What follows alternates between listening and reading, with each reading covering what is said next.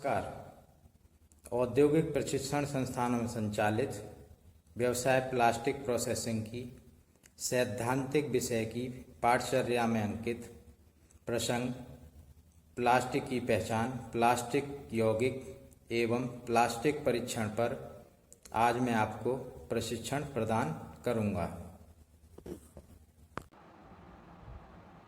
चलिए शुरू करते हैं आज का प्रशिक्षण। इसमें हम जानेंगे प्लास्टिक की पहचान। सबसे पहले परिचय। प्लास्टिक प्रोसेसिंग से पूर्व प्लास्टिक मटेरियल के परीक्षण के बारे में पर्याप्त जानकारी अति आवश्यक है, क्योंकि प्लास्टिक मटेरियल के परीक्षण से पता लगाया जा सकता है कि कौन सा प्लास्टिक मटेरियल कौन से उत्पाद निर्माण के लिए उपयुक्त है। इसके अलावा प्लास्टिक मटेरियल के परीक्षण के माध्यम से उत्पादों का गुणवत्ता नियंत्रण भी किया जा सकता है।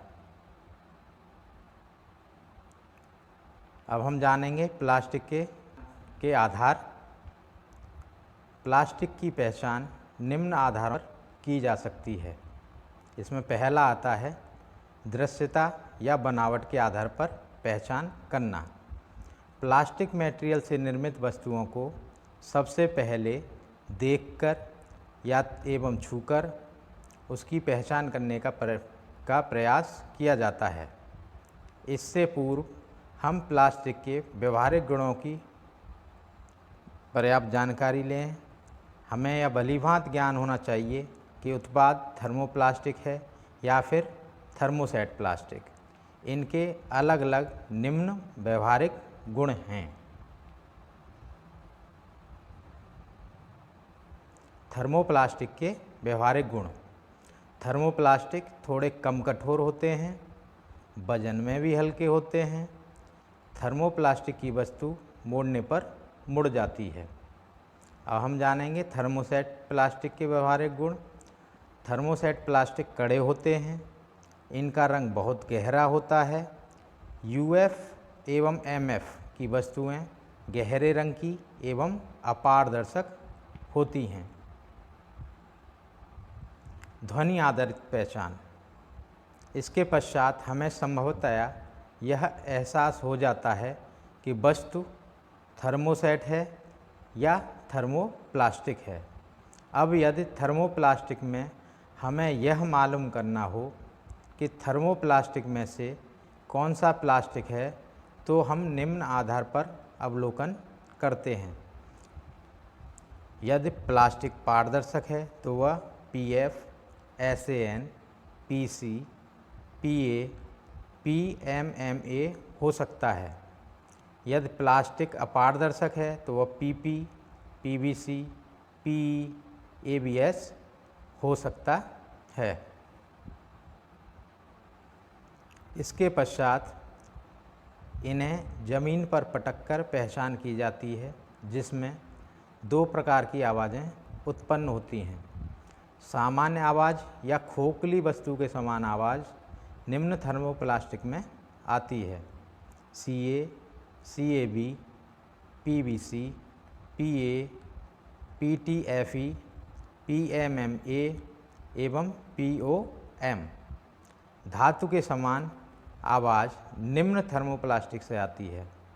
PC, PS, SN, NIPS, ABS, PPS एवं पीपीओ।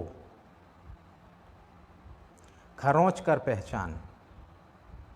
इसके पश्चात इनकी नाखून से स्क्रैच करके पहचान की जाती है। नाखून से आसानी से स्क्रैच होने वाले प्लास्टिक हैं एलडीपीई, सीए। नाखून से स्क्रैच न पड़ने वाले प्लास्टिक हैं पीपी, एबीएस और पीए।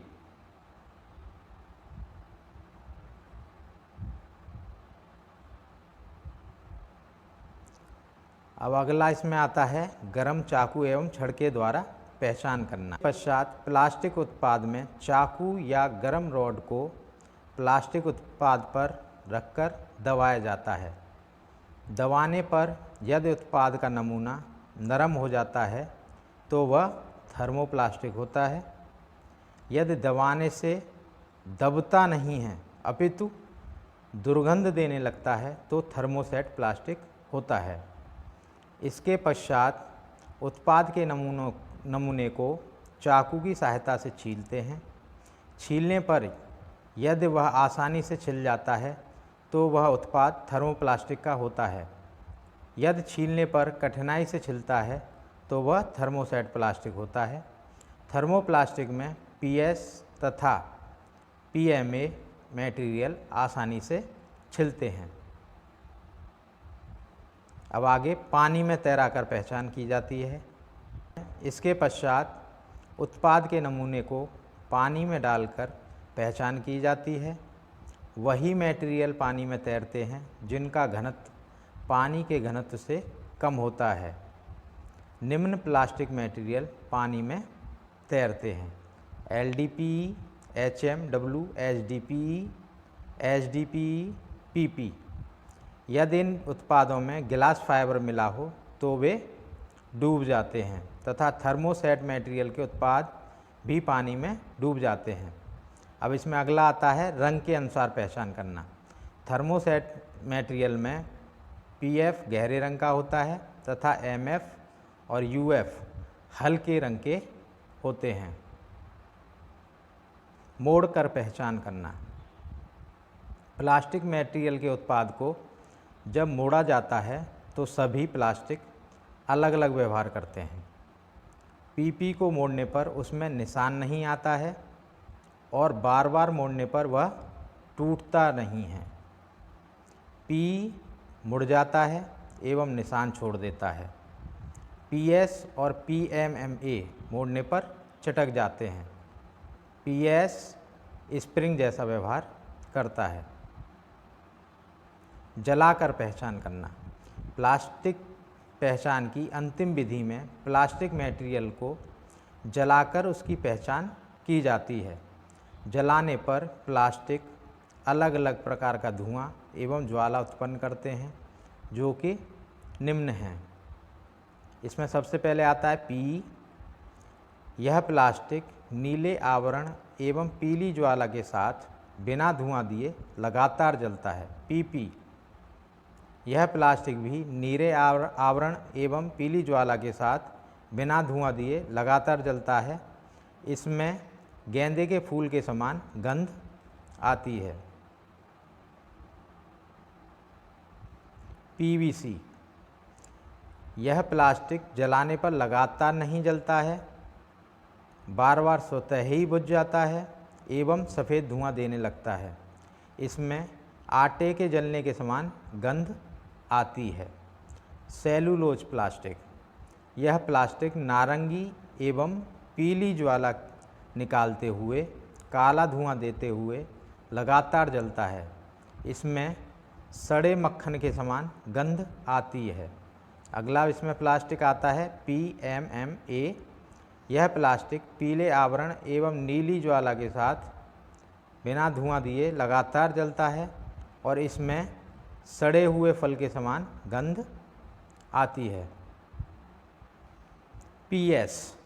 यह प्लास्टिक नारंगी एवं पीली ज्वाला के साथ बदबूदार गंध देता हुआ लगातार जलता है। PS के कोपॉलीमर ABS, HIPS एवं SAN में भी यही गुण होते हैं। अब आता है अगला HIPS। यह प्लास्टिक नारंगी आवरण एवं पीली ज्वाला के साथ जलता है परंतु स्वतः ही बुझ जाता है। इसमें स्याही के समान गंध आती है। PA। यह प्लास्टिक नीले आवरण एवं पीली ज्वाला के साथ लगातार जलता है एवं इससे बालों के जलने के समान गंध आती है। PET। यह प्लास्टिक नारंगी आवरण एवं पीली ज्वाला के साथ लगातार जलता है। इसमें बालों के जलने के समान गंध आती है। इसके बाद आता है PF। यह प्लास्टिक जलाने पर आसानी से नहीं जलता है एवं जलने पर लगातार पीली ज्वाला के साथ जलता है। इसके बाद आता है पीवीसी। यह प्लास्टिक जलकर स्वतः ही बुझ जाता है एवं चमड़े के समान गंध देता है। इसके बाद आता है आपका इपॉक्सी। यह प्लास्टिक पीली एवं नारंगी ज्वाला के साथ जलते हुए आटे के समान गंध देता है।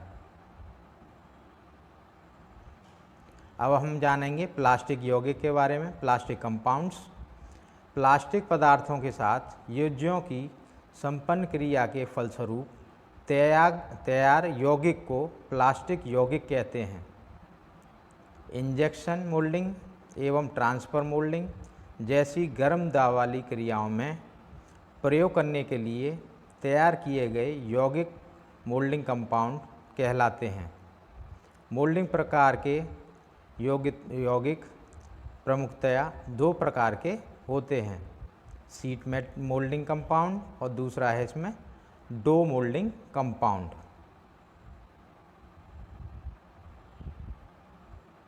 शीट मोल्डिंग कंपाउंड के बारे में जानेंगे हम।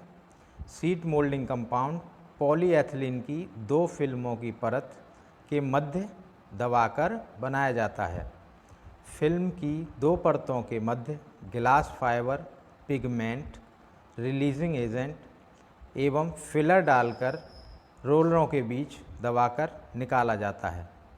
रोलर से निकालने के पश्चात फिल्म परतों को हटाकर मोल्डिंग कंपाउंड को बाहर निकाल लिया जाता है। अब जानेंगे हम डो मोल्डिंग कंपाउंड। इस मोल्डिंग कंपाउंड से पॉलिस्टर, ग्लास फाइबर एवं अन्य योज्यों को जेड ब्लैक मिक्सचर में ब्लेंड करके निर्मित किया जाता है। डो मोल्डिंग कंपाउंड को रस्सीनुमा एक्सट्रूडेंट के रूप में निर्मित किया जाता है। इसकी मजबूती शीट मोल्डिंग कंपाउंड से अधिक होती है। अब जानेंगे हम प्लास्टिक कंपाउंड। प्लास्टिक मटेरियल में योज्य मिलाकर यौगिक बनाने की क्रिया प्लास्टिक कंपाउंडिंग कहलाती है। इस विधि में दो स्टेज होती हैं। इसमें पहली आती है ड्राई कंपाउंडिंग। इस विधि में प्लास्टिक पदार्थ में योज्य मिलाकर हाई स्पीड मिक्सर में डालकर मिक्स किया जाता है। मेल्ट कंपाउंडिंग आती है इसमें दूसरी। इस विधि द्वारा कंपाउंडिंग के लिए single screw extruder, twin extruder एवं काइनेटिक ऊर्जा मिक्सर आदि का प्रयोग किया जाता है। उपरोक्त दोनों विधियों द्वारा प्लास्टिक कंपाउंडिंग की जाती है एवं विभिन्न उपयोग हेतु प्लास्टिक यौगिक तैयार किए जाते हैं।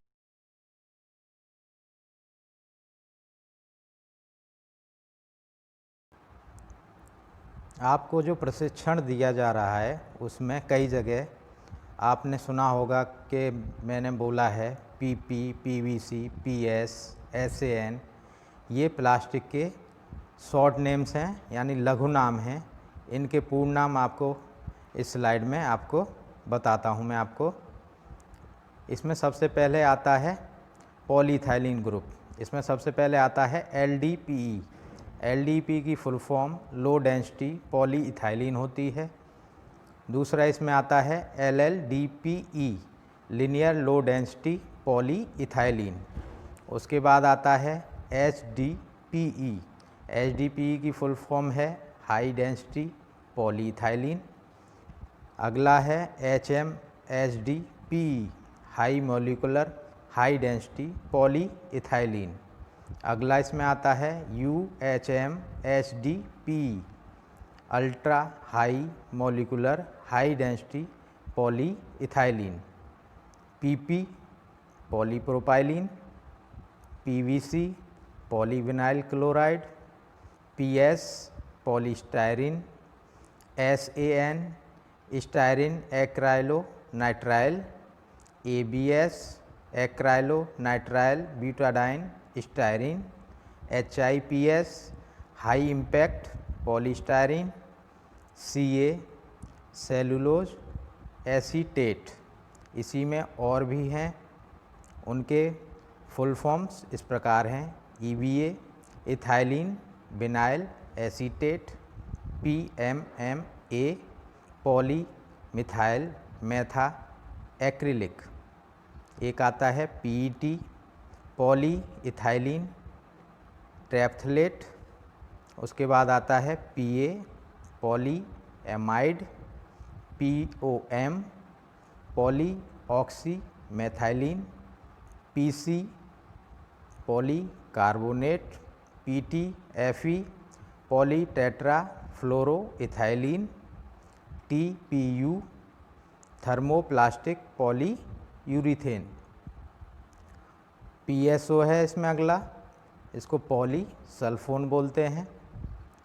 अगला आता है PES poly ether sulphone, PPS poly फिनाइलिन sulphide, PPE poly फिनाइलिन ether, PAI poly amide, PEI इसकी फुल फॉर्म है poly ether amide, LCP liquid crystal polymer,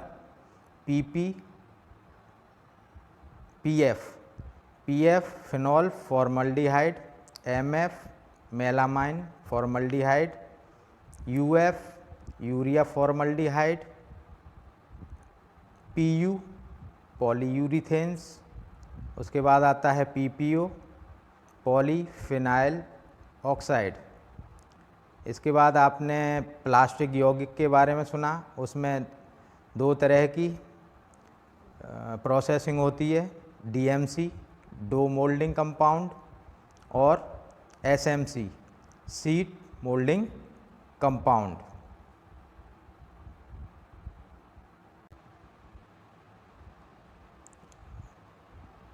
अब इस प्रशिक्षण में अगला विषय है प्लास्टिक परीक्षण।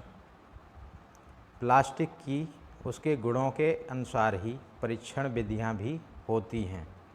प्लास्टिक परीक्षण की विधियों का उनके गुणों के आधार पर निम्नानुसार वर्गीकरण किया जाता है। इसमें पहला आता है बहाव गुण।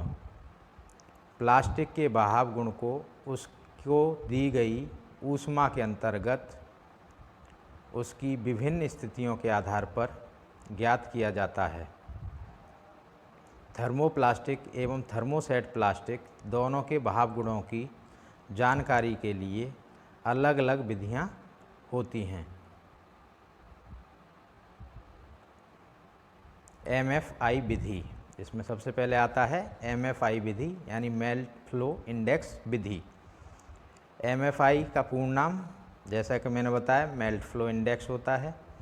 इसका प्रयोग थर्मोप्लास्टिक मटेरियल की बहाव क्षमता मापने के लिए किया जाता है। MFI विधि में निम्न उपकरणों का प्रयोग किया जाता है। इसमें सबसे पहले आता है MFI टेस्टर। इस टेस्टर में एक बैरल होता है।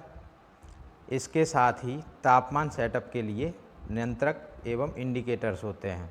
आप इस फोटो में देख सकते हैं, बैरल दिख रहा है आपको, टेम्परेचर कंट्रोलर दिख रहा है, पुश बटन है और इसमें टूल बॉक्स है। इसमें दूसरा आता है MFI डाई। इस विधि में बैरल व्यास के अनुसार 9 मिलीमीटर व्यास वाली डाई का प्रयोग किया जाता है। इसके अंदर के छिद्र का व्यास 2.08 मिलीमीटर होता है। चित्र में जैसे कि दिखाया जा रहा है, डाई होल जो है 2.08 मिलीमीटर का है और बैरल व्यास 9 मिलीमीटर का है इसमें।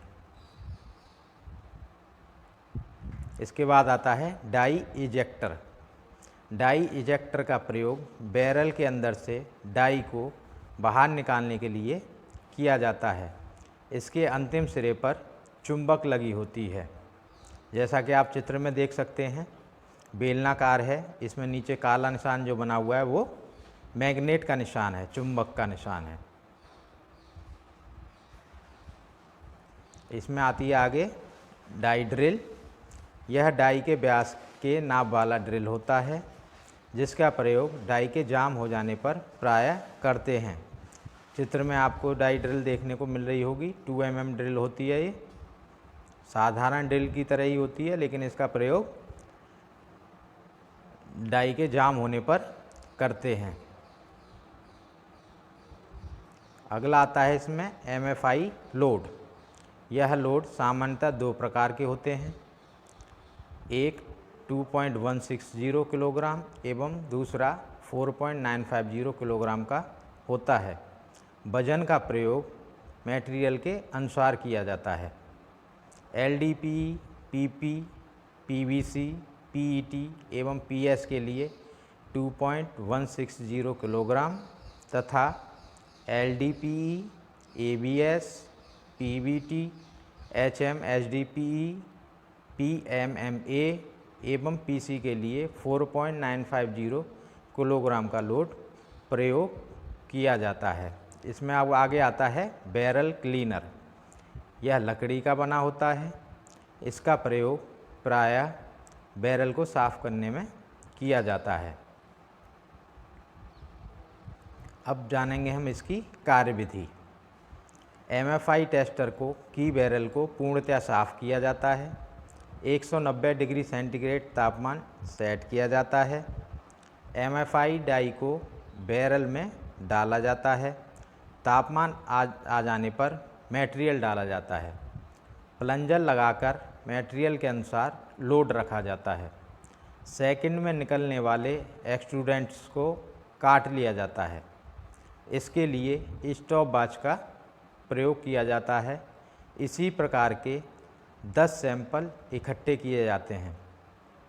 10 एक्सट्रूडेंटों का औसत वजन ज्ञात किया जाता है। इसके लिए निम्न फॉर्मूले का प्रयोग किया जाता है। इसमें फॉर्मूला है आपका MFI बराबर एक्सट्रूडेंट औसत वजन इंटू 600 ऑब्लिक काटने का समय। MFI की इकाई ग्राम पर 10 मिनट होती है एवं इसे आई से प्रदर्शित किया जाता है। अब MFI विधि आप में दिख रही होगी। इसमें सबसे ऊपर लोड है, फिर प्लंजर आता है आपका, बैरल है, हीटर है गर्म करने के लिए प्लास्टिक मटेरियल है, डाई है, फिर नीचे एक्सट्रूडर आता है। इसमें दूसरा आता है थर्मोसेट प्लास्टिक के लिए cup flow test. Cup flow test का प्रयोग थर्मोसेट प्लास्टिक का बहाव ज्ञात करने के लिए किया जाता है। इस विधि में एक कप के आकार के मोल्ड का प्रयोग किया जाता है। कप में थर्मोसेट मटेरियल डालकर निश्चित दबाव एवं तापमान के माध्यम से बहाव ज्ञात किया जाता है। जैसा कि आप फोटो में देख रहे हैं, एक कप टाइप का आपका कप के आकार का मोल्ड है। इसी में थर्मोसेट मटेरियल को डाला जाता है और उसका बहाव ज्ञात किया जाता है। अब हम जानेंगे जो आज आपने प्रशिक्षण लिया उसका सारांश। इसमें हमने सबसे पहले आपको बताया प्लास्टिक की पहचान किस किस आधार पर होती है। दृश्यता या बनावट के आधार पर पहचान करना, या तो देखकर या बनावट के आधार पर। गरम चाकू एवं छड़ के द्वारा पहचान करना। गरम चाकू छड़ में ये है कि थर्मोप्लास्टिक मटेरियल को जब हम गरम चाकू या छड़ से दबाते हैं तो वो पिघल जाता है, और थर्मोसेट प्लास्टिक को दबाते हैं तो वो दबता नहीं है, पिघलता नहीं है, बल्कि बदबू देने लगता है जलकर। पानी में तैरा कर पहचान करना। पानी में वही मटेरियल तैरते हैं जिनका घनत्व पानी से कम होता है। रंग के अनुसार पहचान करना। इसमें हमने बताया थर्मोसेट प्लास्टिक गहरे रंग के होते हैं। मोड़ कर पहचान करना। फिर जलाकर पहचान करना। उसके बाद हमने बताया आपको प्लास्टिक यौगिक।